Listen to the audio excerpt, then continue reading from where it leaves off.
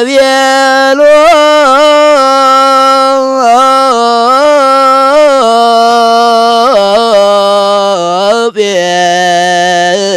ጴጥሮስ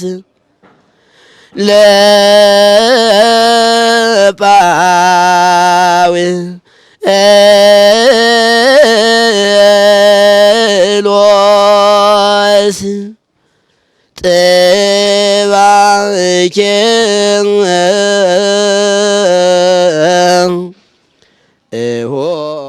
በስመ አብ ወወልድ ወመንፈስ ቅዱስ አሐዱ አምላክ። በመላው ዓለም የምትኖሩ የእግዚአብሔር ቤተሰቦች የቅድስት ቤተክርስቲያን ልጆች ሁላችሁም በእያላችሁበት ጽንፈ ምድር የእግዚአብሔር ሰላምታ ይብዛላችሁ። እንደምን አላችሁ? እንደምን ከረማችሁ? እንደ እግዚአብሔር መልካም ፈቃድ የአዲስ ኪዳን ተከታታይ ትምህርታችንን የማቴዎስ ወንጌል ነው የምንመለከተው። ዛሬ ምዕራፍ 16 እናያለን። ምዕራፍ 16 ምን ይላል ስለሚናገር የሚለውን እናያለን። ምዕራፍ 16 ሲጀምር እንግዲህ ወመፁ ፈሪሳውያን ወሰዱቃውያን ዘያመክርዎ ነው የሚለው። ሊፈትኑት መጡ ነው የሚለው። ፈተናው ምንድነው? አርየነት እምርተም ሰማይ ከሰማይ ምልክት አሳየን ብለው ስለ ምልክት ነው እየጠየቁት ያለ ማለት ነው። ጌታችን አምላካችን መድኃኒታችን ኢየሱስ ክርስቶስን መጥተው እባክህ ከሰማይ ምልክት አሳየን። ብዙ ጊዜ የአይሁድ ነገር ምልክትን ሁሉ ጊዜ ይፈልጋሉ። በአንደኛ ቆሮንቶስ ምዕራፍ 1:17 ላይ እንደነገራቸው ግሪኮች ፍልስፍናና ጥበብን፣ አይሁዶች ምልክትን ይሻሉ፣ እኛ ግን የተሰቀለውን ክርስቶስን እንሰብካለን እንዳለው ሐዋርያው ስለተሰቀለው ክርስቶስ ወይም ስለሚሰቀለው ክርስቶስ ወይም ስለሚያስተምራቸው ስላለም መድኃኒት አብሯቸው ስላለው ክርስቶስ ሳይሆን የሚጠይቁት አይሁድ ክርስቶስን የሚጠይቁት ራሱ ምልክት ስለነበረ ነው። አሰማይ ምልክት አሳየን አሉት። አውሳ ጊዜ ኢየሱስ ወይቤሎም እምከመመሲ ወኮነ እነሆ በመሸ ጊዜ ህወ ትብሉ ፀሐይወ ብሔር እስመ ያይክ ሰማይ እነሆ ሰማይ ቀይ ሆኗል፣ ዝናቡ አይዘንብም፣ ሰማይ ደመና ሆኗል፣ ዝናቡ ይዘንባል እያላችሁ እናንተ ትናገራላችሁ። ወም ከመጽሐወ ትብሉ ወምሰኬ ይዘንም እነሆ ዛሬ ፀሐይ አልሆነም ይዘንባል ትላላችሁ። ወምሰኬ ይዘንም እስመ ያይክ ሰማይ ድሙነ ሰማዩ ደግሞ ባቅላላ ጊዜ ደመና በሆነ ጊዜ ይዘንባል አይዘንብም ትላላችሁ፣ ተከራከራላችሁ። ወመደልዋን እናንተ ግብዞች ገጸ ሰማይኑ ተአምሩ የሰማይን ፊት እናንተ ታውቃላችሁን ብሎ አጠቃላይ ዛሬ ይዘንባል ነገ አይዘንብም፣ ዛሬ ደመና ሆኗል ነገ ፀሐይ ሆኗል፣ ፀሐይ ከሆነ አይዘንብም ደመና ከሆነ ይዘንባል እያላችሁ የሰማይን ባህሪ እናንተ እንደምታውቁ አድርጋችሁ ክረምትና በጋ ማልትና ሌሊት ማፈራረቅ የሚችል ራሱ እግዚአብሔር ሆኖ ሳለ በእኔ ስራ ገብታችሁን ተናገራላችሁ። እናንተ መደልዋል እያለ እነሱን ይህንን ማድረግ እንደማይገባቸው ወይም ስለዚህ ምልክት መጠየቅ እንደሌለባቸው ስለማይመለከታቸው ነገር መጠየቅ እንደማይገባቸው አበክሮ ይናገራል። ወይቤሎሙ ትውልድ ይሉት እናንተ አሚፀኛ ትውልድ ወዘማ ትውልድ ትምህርተ ታስሱ ወይም ታስስ ትፈልጋለች። ይቺ አሚፀኛ ትውልድ ትፈልጋለች።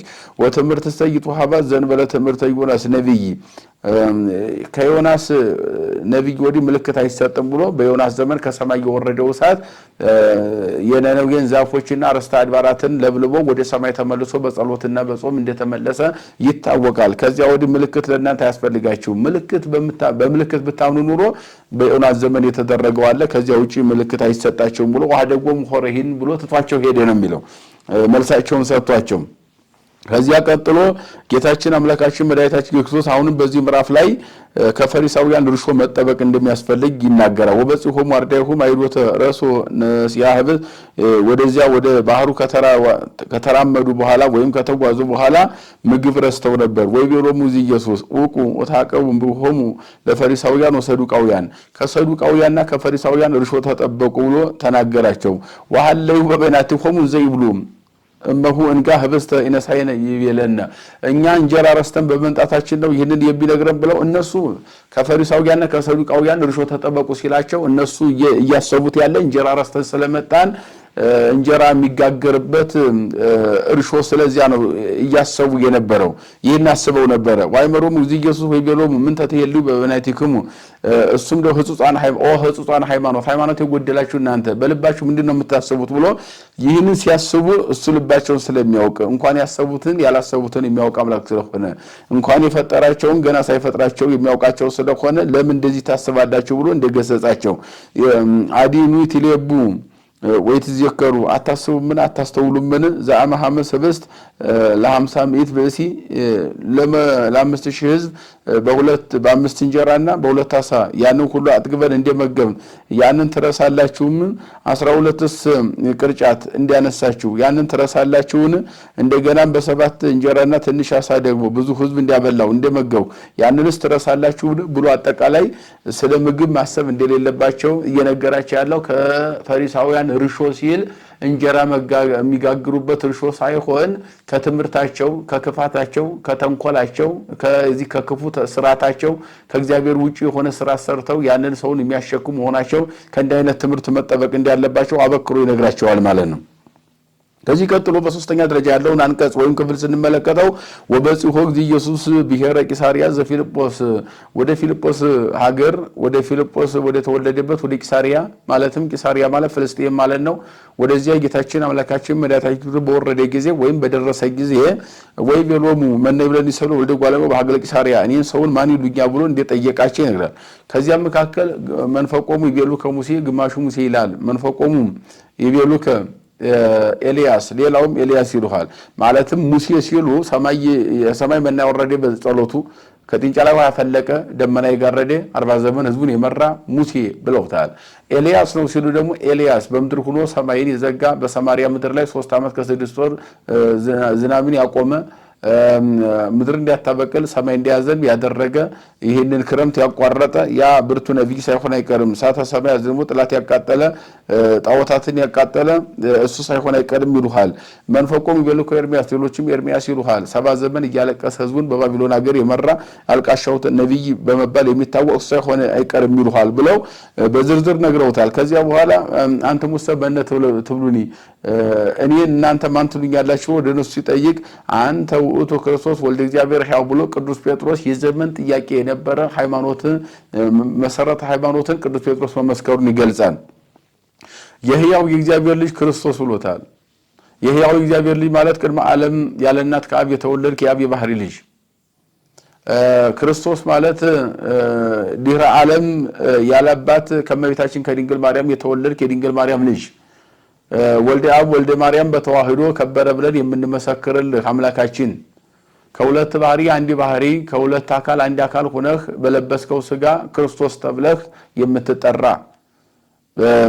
አንተ ነህ ብሎ ይሄንን እውነተኛውን ሃይማኖት ለዓለም ሁሉ ሊጸናበት ሊቆምበት የሚገባ የሃይማኖትን እምብርት የመሰከረው ቅዱስ ጴጥሮስ በዚህ መጽሐፍ ላይ ነው ወይም በዚህ ምዕራፍ ላይ ነው ማለት ነው። ይሄንንም ደግሞ ያጸደቀው እውነተኛው ሃይማኖት ይሄ እንደሆነ ወልድ ዋህድ ማለት እንደሆነ ወልደ አብ ወልደ ማርያም ሆኖ በተዋህዶ ክርስቶስ ተብሎ እንደሚጠራ ያጸደቀው ቅዱስ የተናገረው ቅዱስ ጴጥሮስ ሲሆን ያጸደቀው ራሱ ክርስቶስ ነው ማለት ነው።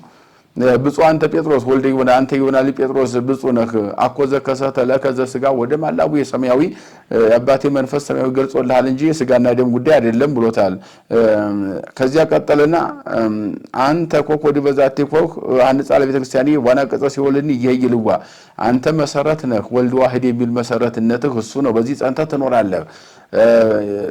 ክርስቲያኖችም ቤተክርስቲያን ባንተ ላይ ተሰራለች አለ። ምእመናን ወልድ ዋህድ ብለው ባንተ ላይ ተሰርተው በዚህ እምነት ጸንተው ይኖራሉ ማለት ነው። ወለከው በከመራሁተ ዘመንግስተ ሰማያት የመንግስተ ሰማያት ቁልፍ ሰጣሃለሁ በእጅህ ማለትም ንስሐ አስገብተህ ሥጋው ደሙን አቀበለህ ምእመናን የማስገባት አቅም ማለት ነው። ክፍት መክፈቻ ማለት ወደ መንግስተ ሰማያት የሚያስገባ ስልጣን ክህነት ማለት ነው። የክህነት ደግሞ መክፈቻው ቁልፉ ምንድነው ሲባል ደግሞ ንስሐ መስጠትና ሥጋው ደሙን ማቀበል ወንጌል መስበክ ማስተማር ምእመናን ለመንግስተ ሰማያት ማብቃት ማለት ነው። ዘአሰርከ በምድር ይኩን እስሮ ሰማይ በምድር ያሰርከው በሰማይ እየታሰረ ነው።